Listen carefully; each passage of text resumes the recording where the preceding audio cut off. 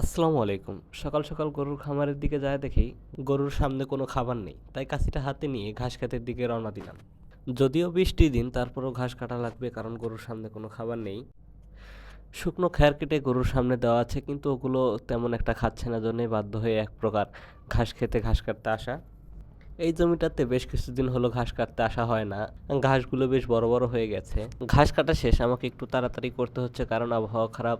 তাই তাড়াতাড়ি সবগুলো ঘাস কেটে এক জায়গায় করে নিলাম বোঝা বাঁধার জন্য। বোঝা বাঁধা শেষ করে এগুলো মাথায় নিয়ে বাড়ির দিকে রওনা হলাম। বাড়ি থেকে ঘাসের জমিটা বেশ দূরে হওয়ায় আমাকে কিছুক্ষণ মাথায় করে নিয়ে যেতে হবে। গরুর খামার থাকলে নিজেকে একটু কষ্ট করতেই হবে। ঘাসগুলো তাড়াতাড়ি কেটে গরুর সামনে দিতে হবে। ঘাসগুলো কাটার জন্যে দা বা বটি, আপনারা যেটাই বলেন, আমি সেটা নিয়ে নিলাম। যেহেতু ঘাসগুলো অনেক বড় হয়ে গেছে, এর জন্য গোড়াটি অনেক শক্ত। নিচের দিকে শক্তটুকু কেটে ফেলে দিতে হচ্ছে। শক্তটুকু ফেলে দেওয়ার পর বাদ বাকি যা আছে ওগুলো কুচি কুচি করে কেটে নিচ্ছি।